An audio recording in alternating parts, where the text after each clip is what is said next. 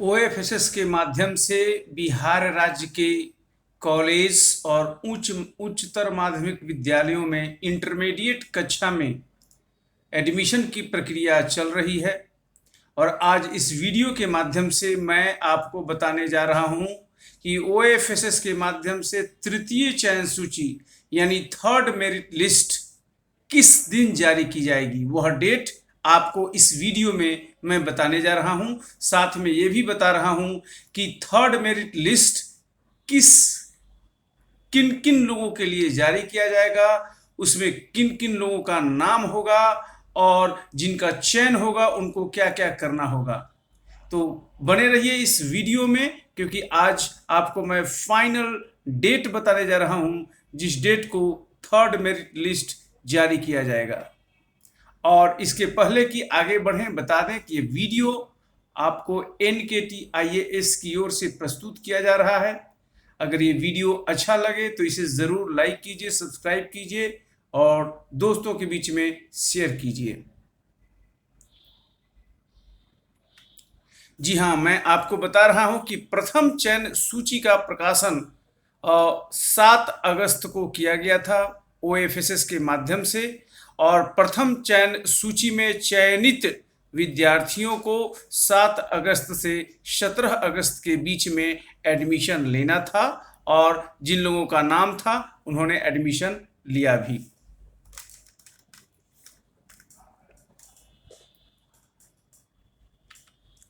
द्वितीय चयन सूची का प्रकाशन 25 अगस्त को किया गया था तथा चयनित विद्यार्थियों को 25 अगस्त से 29 अगस्त के बीच में एडमिशन लेना था।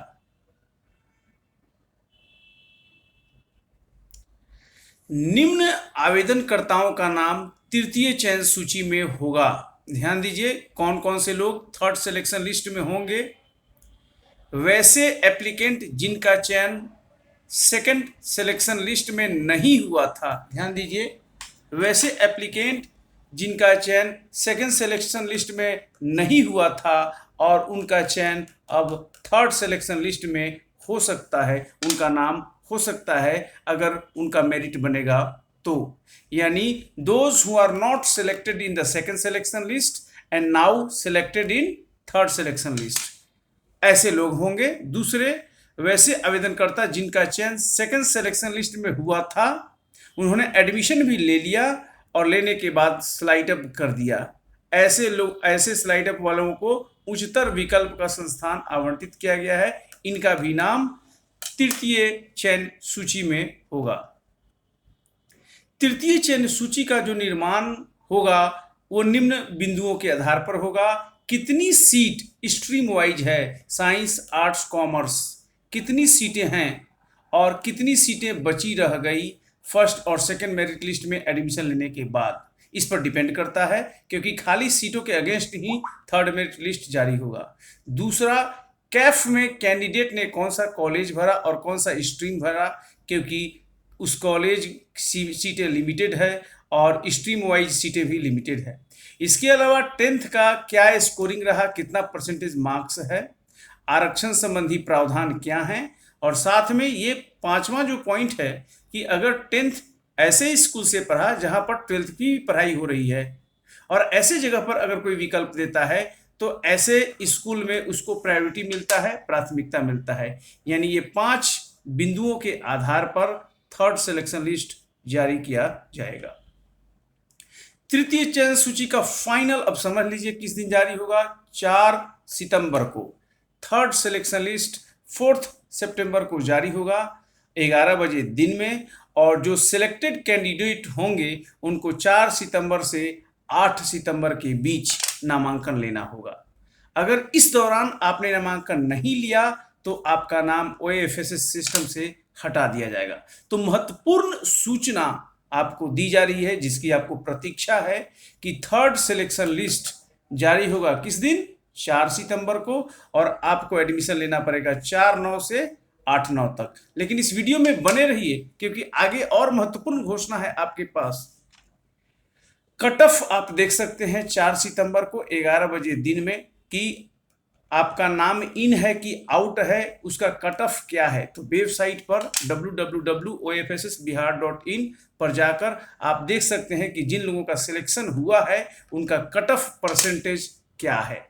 तो वो 4 सितंबर को 11 बजे दिन के बाद आप कट ऑफ वेबसाइट पर जाकर देख सकते हैं। इंटीमेशन लेटर आपको डाउनलोड करना पड़ेगा। जिनका सिलेक्शन हो जाएगा थर्ड मेरिट लिस्ट में, कैसे डाउनलोड कीजिएगा, तो कैफ में जो रेफरेंस आईडी और बारकोड नंबर है ये और मोबाइल नंबर, इन दोनों को फीड करके आप जो है OFSS पोर्टल पर जाकर, वेबसाइट पर जाकर अपना इंटीमेशन लेटर डाउनलोड कर सकते हैं, वे लोग जिनका नाम थर्ड सिलेक्शन लिस्ट में होगा। नामांकन शुल्क के बारे में बता दिया कि अगर कैसे प्रोविजन है, कई लोग को उसमें काफ़ी कंफ्यूजन है। किसी भी विद्यार्थी का प्रथम बार नामांकन के समय कॉलेज द्वारा फीस लिया जाना है। अगर एक बार एडमिशन लेने के बाद किसी का द्वितीय सेकंड मेरिट लिस्ट में सिलेक्शन हो गया, एडमिशन लिया या थर्ड अब लेने जा रहे हैं, तो अब नए स्कूल कॉलेज के द्वारा फीस नहीं लिया जाना है, पहली बार ही कोई फी लेगा। अगर किसी व्यक्ति का फर्स्ट मेरिट लिस्ट में नाम आया और अब थर्ड मेरिट में आ गया तो वो अब फीस नहीं देगा।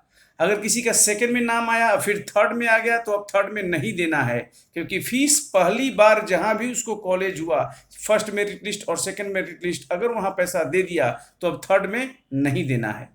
तो क्या प्रोविजन है कि नामांकन प्रक्रिया पश्चात द्वितीय या तृतीय चयन सूची में चयनित विद्यार्थी से कोई भी नामांकन शुल्क नहीं लिया जाना है, और नामांकन समाप्त होने के बाद संस्थानों के बीच नामांकन शुल्क एडजस्ट किया जाएगा। अगर लेटेस्ट जो स्कूल कॉलेज है वहाँ का फीस कम है तो उतना रिफंड होगा, अगर ज़्यादा है तो विद्यार्थी को उतना पैसा और देना पड़ेगा, लेकिन बार बार फीस देना नहीं है। ये एडजस्टमेंट पूरी नामांकन साइकिल खत्म होने के बाद एक साथ होगा। तृतीय चयन सूची में चयनित विद्यार्थी को निम्नलिखित रिकॉर्ड लेकर स्कूल में जाना है।